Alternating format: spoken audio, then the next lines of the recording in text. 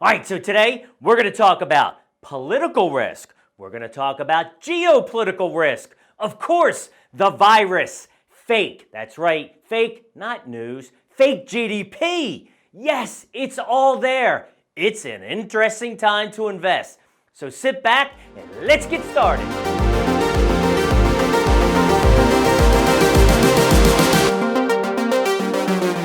Hello, this is Michael Loftus for Wealth and Wisdom TV, where education is the key to a successful financial future. First up, don't forget, click Show More for additional information and links for today's video. Also, if you're looking for a different opinion, that of Wall Street and Big TV. Buy Out of here. Then please do consider subscribing. Today, agenda. First up, what keeps me up at night? That macro data, the fake GDP number. Then we're going to take a look at the charts, talk about our current signals right now, sector spotlight, and wrapping up with game plan and how do we do things going forward. Let's talk about what keeps me up at night. All right, first up, thank you. 1,000 new subscribers just this month. We should hit 5,000 by this weekend, so thank you so much. Market cycles, we introduced this a few videos ago. When you're in growth mode, 1 and 2. Now, last year, the year before, 2018 fourth quarter, we were down here in the fourth cycle when things were slowing, etc. Got pretty ugly, right? Cycle 3, we entered, in the fourth quarter of last year, and we've been in that. But let me tell you, folks, we've seen a change. Big change in the last week, and we're seeing it based on our investment options here, And the bond market is totally showing this right now. We're going to get into that today. So, earnings slowing, continue to slow, right? 208 companies, still better than a couple weeks ago, but we're looking at 3%, as far as earnings growth.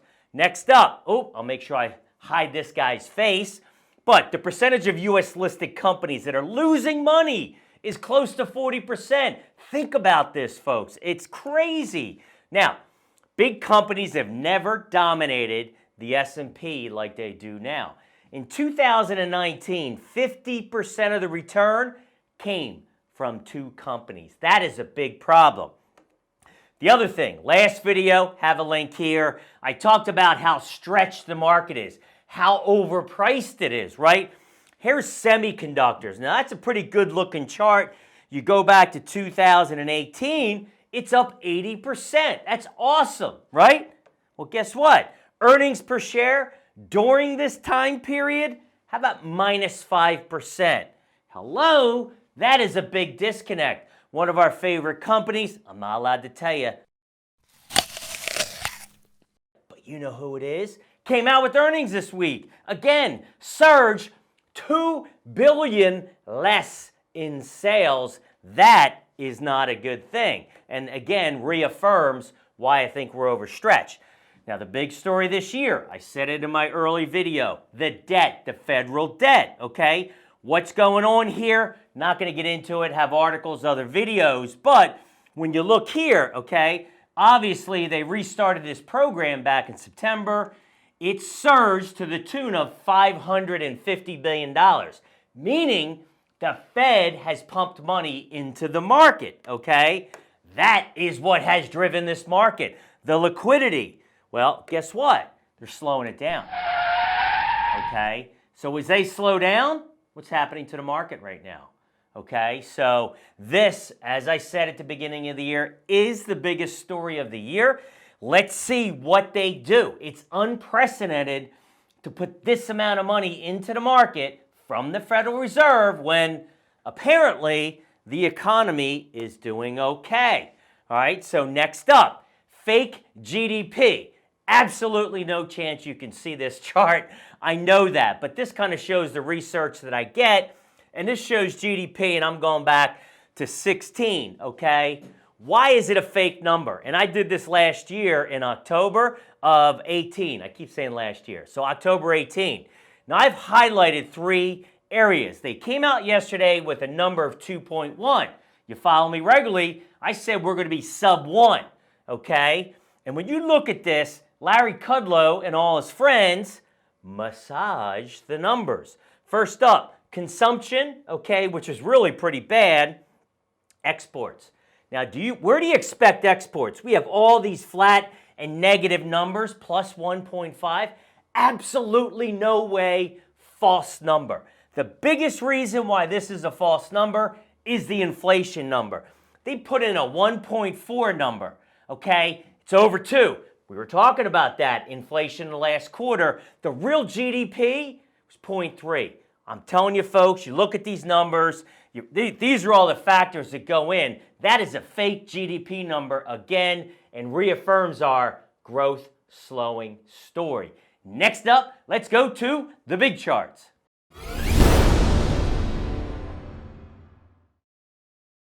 All right, first up, don't forget, compliance won't let me communicate on YouTube, but you can leave messages, check us out, like us, and all that on Facebook, where we can do some interaction. First up, I'm going to go to the long-term view. No changes as of yet, so long-term signal as of today is positive.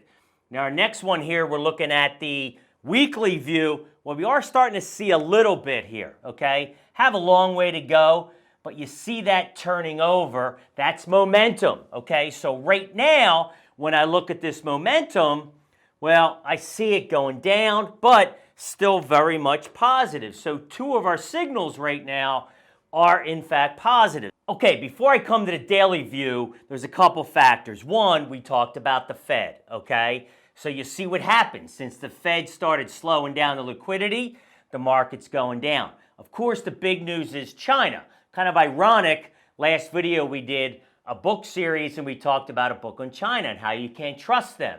Okay, so one, I think the feeling is it's a lot worse than they're saying, right? They would not allow the CDC to come in. So how and why does that affect our markets? It's simple. They're one of the largest consumption users, right, around the world and world GDP. And when you see that Russia's cut off the border, we haven't yet, but there's a lot going on and it's going to affect our economy. Bring also in China had a flat PMI manufacturing number this morning. They're in a world of hurt, and that's going to spread around, and that's what's happening. Now, last video, I talked about it was a time to be nimble, and it kind of came to fruition, not that I knew about that type of risk, because you can't manage this type of risk. It happens so quickly, okay? But I talked about the diversification. I'll go there. So what do I see here? Obviously, momentum's really turning down. When you're above 16, we're almost 18 on the VIX, the volatility index. You got to be careful. Below 12 gives you the green light. Above 15, we're around 15. Caution, we are definitely in the red light zone. Really going to continue to watch this. And we'll talk about major moves in a second. So right now, no doubt, short term is negative. All right, so we look at the bond market. I mentioned it's telling us something different. Big time. Everyone said we're going to 3, not us, okay? I thought we're going to break 150, and I tell you, we're getting real close. Couple things here. You see the trend. Obviously, we keep going down. So that tells you the bond market is agreeing with the lower growth, the lower GDP, and the Fed's behind the curve. Again, big thing, though, this week is yield spread, right? As you recall, if you watch my videos, if you're not familiar, the first one we look at is 10-year Treasury minus 3-month Treasury. We went from 0.26 to 0, flat. That is a big move, okay? Now, 10-year minus 2-year Treasury is 0.16, another huge move. As a reminder, these are recession indicators. Not saying they're there yet, didn't see it before, not seeing it now, but the bond market is definitely telling us something different. So let's go back. We talked about the cycles and another confirmation of our signals, right? Here, we talked about, I got it now, 2018. When we're in the 4th cycle, you see how bonds go down, okay? Big, big move, and this is when everybody thought, right, it was going to go way above 3%. Now, in cycle 3, where we were, you're kind of flat, doesn't do much of anything. Well, one of the confirmations is right here. Look at that breakdown in the last couple weeks in treasuries, confirming that we're moving into that 4th part of the cycle. So Next up, Sector Spotlight.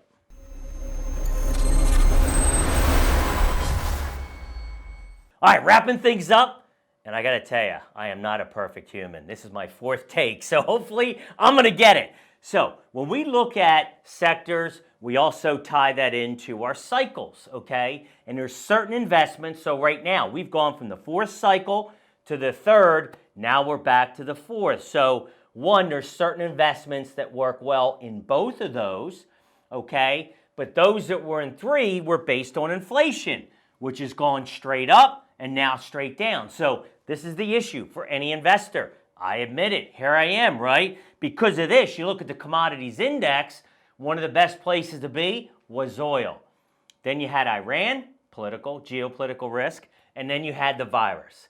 So that is very difficult for any investor to manage. So for us, we looked at this, we started trimming based on beginning of the week. Our oil position will be out of it today. And what we did was, the beginning of the week, we added to some sectors, again, that do really well in the fourth part of the cycle. So you look at that, you have to look at bond and bond proxies. So we added our bond positions. Bond proxies, I was pretty much to my highest allocation I'd like, but you can look at REITs, you can look at utilities. Look at that chart. Look at the last month. Beautiful, right? While the market's gone sideways. Home construction's done really well because low rates, right? Healthcare's done really well. We'll do well in the fourth cycle as well. So that's how we utilize these sectors. And then, of course, another big one is gold, okay? And look at that. That's another position that I added to at the beginning of the week. So bringing this all together, I said last video, the market is so much more than the S&P and Dow, okay? And this shows you why in the last 2 weeks. Some people think I'm crazy. There is a method to this madness. So I'm not all in the S&P. Yes, I have my largest position, but 20% is in our bond proxies. And then we have, depending on the allocation, the risk tolerance between 8 to 15 in those short-term sectors. So you're looking for that type of investment style, information below. Bringing it together, wrapping it up. Short-term, negative, obviously. Midterm and long-term are positive, but that midterm's breaking down. I anticipate a lot more volatility. You go back and look at SARS. It's a good time to move out. Make sure you're positioned correctly with volatility clicking up. Thanks so much for watching. Michael Loftus, Wealth and Wisdom TV.